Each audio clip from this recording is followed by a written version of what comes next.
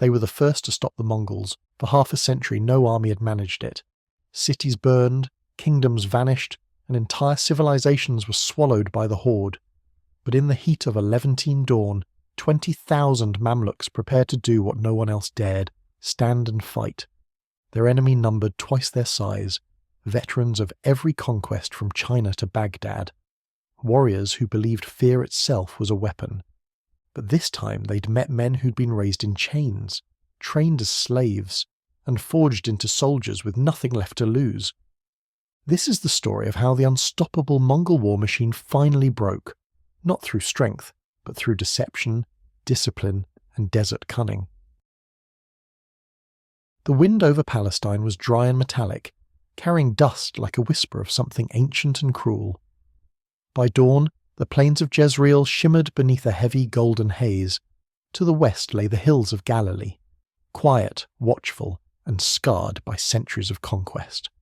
To the east, the desert opened like a gate to the unknown, and through that gate the Mongols had come. For 50 years they had been unstoppable. From the frozen steppes of Mongolia to the forests of Hungary, they burned and rode and killed with methodical precision. Every city that defied them was erased. Every army that opposed them was shattered. Baghdad had fallen. The Abbasid Caliphate, the heart of Islam, had been crushed beneath hooves and fire. In their wake came silence, broken only by the wind through the ashes. Now the Mongols had turned their eyes toward Egypt. Their commander was Kitbuka Noyan, a Christian Mongol general under the great Hulagu Khan. His orders were simple: finish what Genghis began, bring the world's last remaining Muslim power to its knees. Hulagu's empire stretched from the Caspian to the Tigris, and only the Mamluks of Egypt stood in the way of total dominion. But Kitbuka didn't face an ordinary army. The Mamluks were born from slavery, captured as boys from the Caucasus and Central Asia, sold into Egypt's military system, and trained to fight from the saddle with unmatched skill. They had no families, no tribes, no loyalties but to their sultan and to each other. They were the finest cavalrymen of the Islamic world, masters of the composite bow, the curved sabre, and the art of coordinated warfare. Their leader was Sultan Saif ad-Din Qutuz, a man forged by the same cruelty as his soldiers. Once a slave himself, Qutuz had risen through the ranks by pure will and ferocity. He ruled not through birthright, but through survival. And now, as the Mongol vanguard moved towards Syria, he saw the moment history had been waiting for. If Egypt fell, the Islamic world would die with it. The Mamluks marched north through the Sinai, crossing a wasteland of dust and stone. They travelled light, with short rations and hardened discipline. Their horses were small but enduring, bred to outlast heat and distance. Scouts rode ahead like ghosts, reading wind and terrain for ambush. Qutuz didn't plan to meet the Mongols in open desert. No one survived that. He would draw them into the Jezreel Valley, where the terrain could choke their momentum. The Mongols fought like a flood, fast, overwhelming and merciless. The only way to stop a flood was to narrow it, so the trap was set. By late August 1260, Kitbuka's army had crossed into Palestine. His forces numbered nearly 30,000 men, Mongol cavalry supported by local Christian and Armenian allies. They moved with characteristic precision, scouts ahead, main body behind, archers always in motion. Kitbuka was confident. The Mamluks were outnumbered and far from their supply lines. Once destroyed, Egypt would be Hulagu's prize, but Hulagu wasn't here. Weeks earlier, the great Khan Munka had died in China, and Hulagu had withdrawn the bulk of his army to secure succession. Kitbuka didn't know it yet, but he was riding into battle without the strength of the horde behind him. He was about to face an army that had prepared for years for this single moment. When the Mamluks reached Ain Jalut, the spring of Goliath, the name felt prophetic. This valley, surrounded by rocky slopes and broken hills, had been a battlefield since the days of the Crusades. It was perfect for Qutuz's plan, narrow enough to limit manoeuvring, open enough to spring an ambush. The Mamluks concealed part of their cavalry in the hills, waiting under the command of Baybars al-Bundukdari, a brilliant and ruthless general who knew Mongol tactics by heart. As the sun rose, the plains shimmered white with dust and heat. Kitbuka's army appeared at the northern ridge, banners snapping in the wind, armour gleaming like mirrors. The sound of their advance was like thunder. Drums rolled, horses screamed, and 1,000 hooves churned the earth. The Mamluks stood in tight formation across the valley floor. Their armour was polished lamella steel layered over silk and leather. Their horses pawed at the dust, snorting steam through flared nostrils. Archers nocked arrows, waiting for the order that would decide the fate of two empires. For a moment, everything went still, only the desert wind and the flutter of banners. Then the Mongols charged. The ground shook. Dust rose in thick clouds, obscuring the horizon. Arrows darkened the sky, hissing down like rain. The Mamluk front line braced, shields locking, arrows answering in perfect rhythm. It wasn't chaos, it was control. Every movement was drilled, every volley timed. The Mongols pressed hard, confident in their momentum, believing they'd crush the centre and roll the flanks. That was exactly what Kutuz wanted. As his front line began to bend, the Mamluks feigned retreat, a tactic the Mongols themselves had perfected and used against countless enemies. The trick was in timing. Too soon, and the enemy hesitated. Too late, and your line broke for real. Kutuz's men executed it flawlessly. They pulled back in controlled disorder, their formation stretching just enough to invite pursuit. Kidbuka took the bait. Believing the Egyptians were breaking, he ordered a full advance. Trumpets blared, cavalry surged forward, and the Mongols poured into the valley like a wave. They didn't realize they were riding straight into a killing ground. From the ridges, Baibars signaled. Hidden Mamluk cavalry burst from the hills in perfect unison, thousands of horsemen descending with sabres drawn, their war cries echoing across the valley. The Mongols turned too late. Arrows struck from both sides, horses reared, formation shattered, the trap had snapped shut. Dust swallowed everything. The sounds of war became one endless roar, metal clashing, men screaming, horses collapsing into the dirt. In the heart of it all, Kutuz rode forward, striking down enemies himself, his sword flashing with every rise of his horse. He didn't lead from behind. He was in the centre, visible, shouting, the living signal that his army still stood. And for the first time in half a century, the Mongols, the empire that had burned the world, found themselves surrounded. What they had once done to others was being done to them. The tide had turned at Ain Jalut. The Mongols had never known fear like this. For decades their enemies broke the moment they charged. Kingdoms collapsed at the first sight of their banners. But in the Jezreel Valley, the horde met something it didn't understand. An enemy that ran not from terror, but toward it. The Mongol charge hit the Mamluk front line like a storm breaking over stone. Horses screamed, arrows tore through shields, the air filled with the sound of hooves pounding like thunder. Dust rolled across the battlefield, turning the sun into a dull red smear.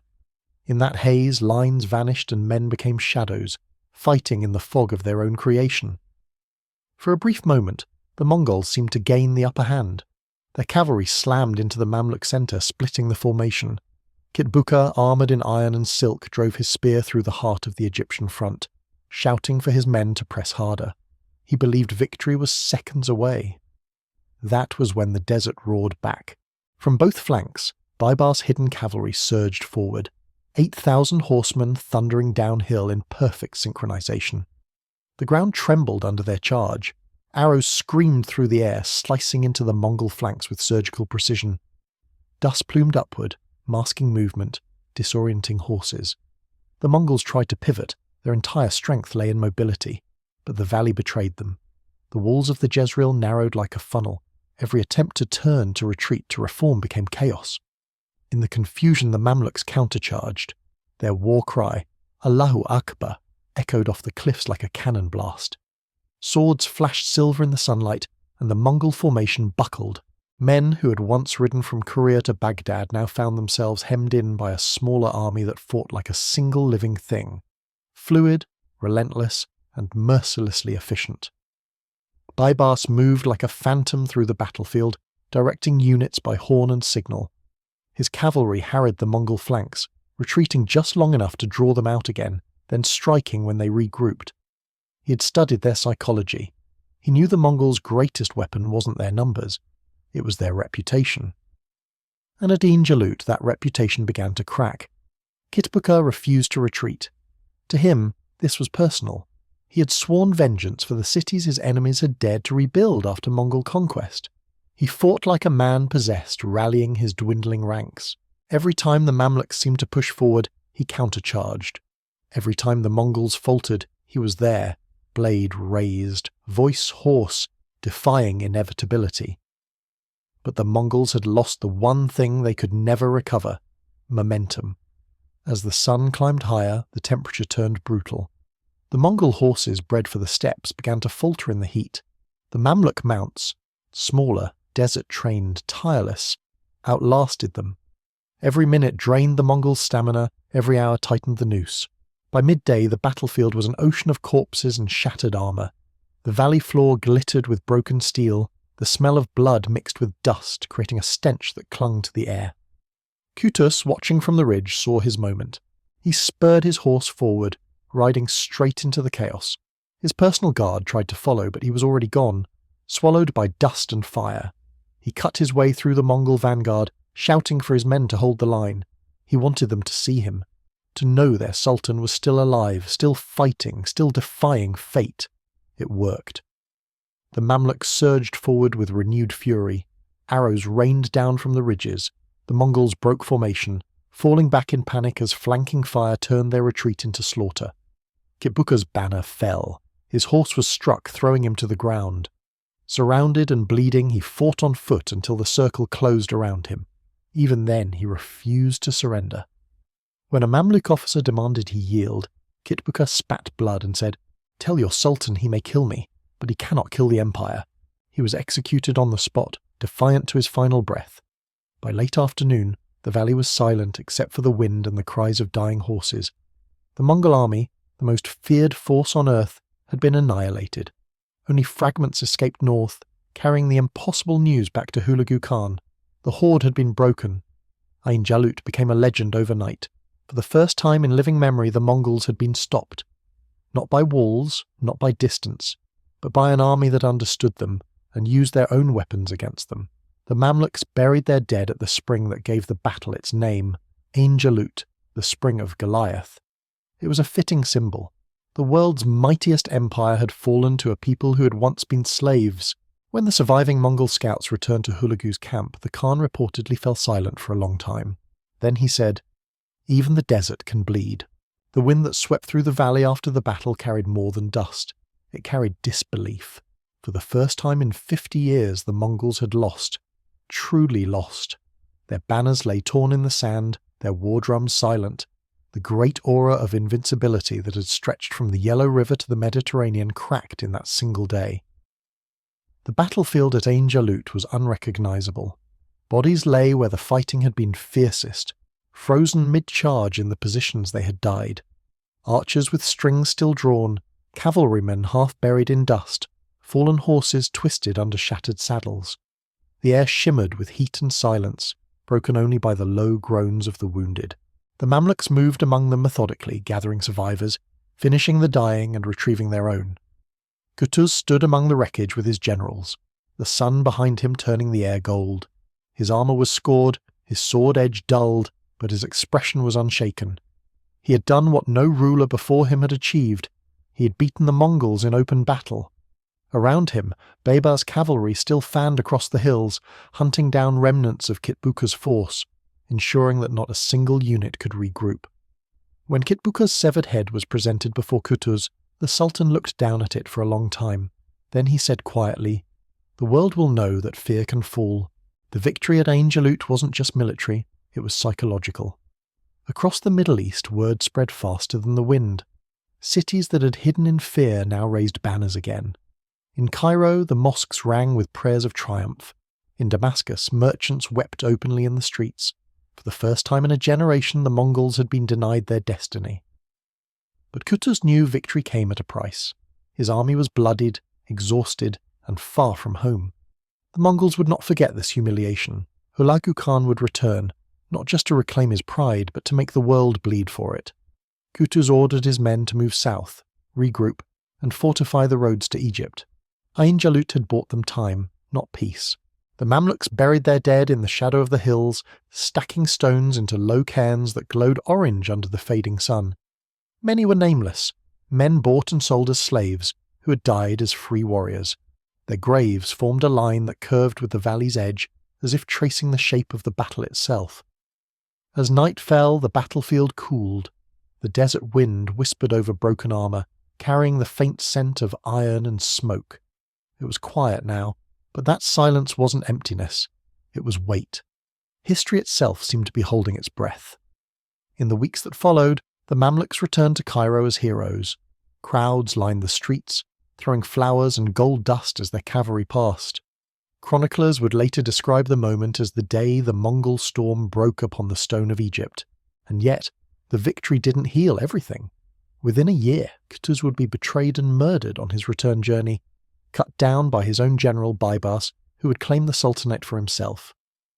The desert made legends, but it also devoured them. Baybars would go on to become one of the most powerful rulers in Mamluk history, fortifying Egypt, rebuilding cities, and driving back Crusaders and Mongols alike. But even he knew that his legacy began on that field in Jezreel, where a handful of soldiers turned history on its head. The Mongols never again reached Egypt. The empire that had consumed continents found its limit not in terrain, not in numbers, but in human will. Ain Jalut became a symbol, proof that even the most terrifying power can fall if met with discipline, patience, and courage. Centuries later, historians would trace the battle as the moment the Mongol tide began to recede. It marked the first shift in the balance of global power, the point when the world realized that no empire, no matter how brutal or vast, could last forever. When the dust settled and the valley returned to silence, a new truth lingered in the air, one that would outlive both conqueror and conquered. The invincible had been wounded, and from that wound, history itself began to change. Hay called it the Spring of Goliath, where the giant finally fell.